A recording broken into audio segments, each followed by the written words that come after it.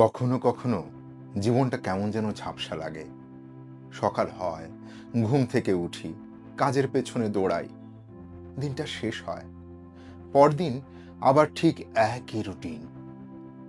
বাইরে থেকে দেখলে মনে হয় সব ঠিক আছে, কিন্তু ভেতরে ভেতরে একটা চাপা বিরক্তি জমে থাকে মনের ভেতরে।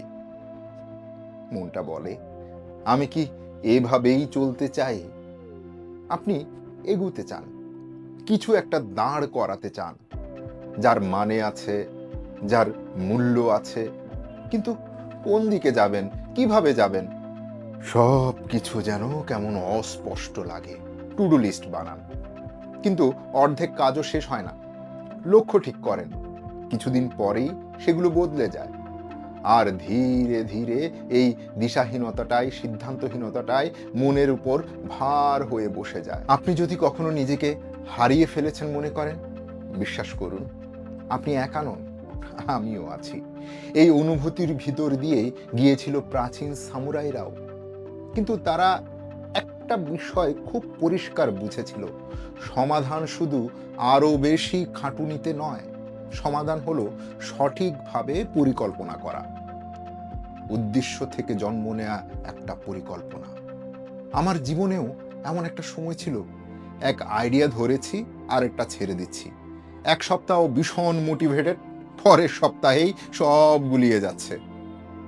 স্বপ্ন ছিল, কিন্তু কোনো গোছানো কাঠামো ছিল না। নিজেকে বারবার বলতাম, ঠিক হয়ে যাবে, পরে ভাববো, পরে করব। কিন্তু সত্য কথা হলো, আমি কখনো বসে নিজেকে জিজ্ঞেস করিনি আমি আসলে কিসের দিকে কাজ করছি, কোন দিকে যেতে চাচ্ছি, আর কেন করছি। মনে হতো সারাক্ষণ কিছু বানাচ্ছি, কিন্তু শেষ করছি এমন কিছুই না, কিছুই শেষ হচ্ছে না। এক সন্ধ্যায় ভীষণ মাথা ধরেছিল, মাথাটা ভার হয়েছিল। হঠাৎ করে সামুরাইদের কৌশল নিয়ে একটা বই হাতে নিলাম। শুরুর কয়েকটা পৃষ্ঠাতেই একটা লাইন পড়ে আমি থমকে গেলাম। পরিকল্পনা দুনিয়ার জন্য নয়, পরিকল্পনা তোমার ভেতরের মানুষটার জন্য। এই এক লাইন যেন সব পরিষ্কার হয়ে গেল। সামুরাইরা যে পদ্ধতি মেনে চলত, তার মূল কথা ছিল ভবিষ্যৎ নিয়ন্ত্রণ করা নয়, নিজের কাজকে নিজের মূল্যবোধের সঙ্গে মিলিয়ে নেয়া। কোনো বড় কাজের আগে তারা 3টা ধাপ মানত। প্রথমে নীরবতা, মন ঠান্ডা করা, আবেগ থামানো, তারপর দৃষ্টি। এই কাজটা আমি কেন করছি, এর আসল মানে কি, সেটা বোঝা। আর সবশেষ সেটা হলো কাঠামো। কাঠামো হচ্ছে জটিল কিছু না, সহজ, পরিষ্কার, সরাসরি কয়েকটা ধাপ। আপনি যে করছেন সেটার কয়েকটা ধাপ নির্ধারণ করা।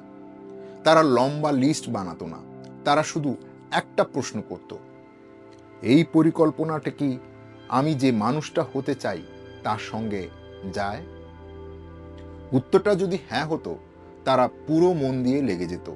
আর যদি না হতো, নির্দ্বিধায় তারা ছেড়ে দিত। তাদের শক্তি শত শত লক্ষ্য থেকে আসেনি, তাদের শক্তি এসেছে একটা পথ ঠিক করে পুরো পরিস্থিতি নিয়েই সেই পথে চলা থেকে। আজকের দুনিয়ায় আমরা প্রায় ব্যস্ততাকেই অগ্রগতি ভেবে ফেলি। অনেক বেশি ব্যস্ত মানে অনেক কাজ, দিনভর দৌড়াই, কিন্তু রাতে এসে মনটা ফাঁকা লাগে। পরিকল্পনা করি ঠিকই, কিন্তু সেগুলো ভরা থাকে চাপা আর শব্দে, উদ্দেশ্য থাকে না। সামুরাইরা আমাদের মনে করিয়ে দেয়, ভালো পরিকল্পনা মানে সব কিছু নিয়ন্ত্রণ করা নয়। ভালো পরিকল্পনা মানে কি গুরুত্বপূর্ণ সেটা বেছে নেওয়া, একটা দিক ঠিক করা, আর সম্মানের সঙ্গে সেই পথেই হাঁটা। আপনার 20টা লক্ষ্য দরকার নেই, আপনার দরকার একটা পথ, যেটা আপনার ভেতর থেকে আসে। সেই পথে স্পষ্টতা আর ধারাবাহিকতা নিয়ে চলতে পারলেই মনের ভেতরের অস্থিরতাগুলো ধীরে ধীরে থেমে যায়। এখন প্রশ্ন, এই সামুরাই পরিকল্পনা আপনি নিজের জীবনে কিভাবে ব্যবহার করবেন?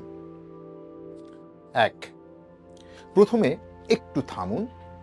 দিনে মাত্র 5 মিনিট চুপচাপ বসে নিজেকে জিজ্ঞেস করুন, এই মুহূর্তে আমি আসলে কি গড়তে চাই। 2, 3টা জিনিস লিখুন, আপনার উদ্দেশ্য, আপনার প্রথম ছোট পদক্ষেপ, আর কঠিন সময় এলে আপনি কি করবেন। 3 নাম্বার, যা এই পথে কাজে আসে না সাহস করে বাদ দিন। আননেসেসারি অনেক কিছু নিয়ে আছেন, সেগুলোকে ডিলিট করতে হবে। সরলতা ফোকাস আনে, আর আগোছালো জিনিস ফোকাস নষ্ট করে। 4, দিনের একটা নির্দিষ্ট সময় ঠিক করুন, হোক না সেটা 5 মিনিট। নিজের সিদ্ধান্তের সাথে আবার কমিট করুন। 5, মনে রাখবেন, লক্ষ্য পারফেক্ট হওয়া নয়, লক্ষ্য হলো ঠিক দিকে সম্মানের সঙ্গে এগিয়ে যাওয়া। আপনার পরিকল্পনা শুধু কাজের খাতা না, এটা আপনার শৃঙ্খলার আয়না। সব কিছুই আজই বুঝে ফেলতে হবে এমন কোনো নিয়ম নেই, আজকেই করতে হবে এমনও কোনো নিয়ম নেই। আপনার শুধু এমন একটা পরিকল্পনা দরকার যেটা আপনাকে বারবার নিজের কাজে ফিরিয়ে আনবে, নিজের কাছে ফিরিয়ে আনবে। সামুরাইরা কখনো নিখুঁত সময়ের জন্য অপেক্ষা করেনি, তারা পথ বানিয়েছে, সেই পথেই থেকেছে, আর শান্ত শক্তি নিয়ে হাঁটতে থেকেছে। চারপাশ বদলালেও তাদের দিক নির্দেশনা বদলায়নি। এটাই আসল পরিকল্পনার শিল্প। আরো বেশি দৌড় নয়, বুদ্ধি করে বেছে নেওয়া আর স্থির মনে এগিয়ে যাওয়া।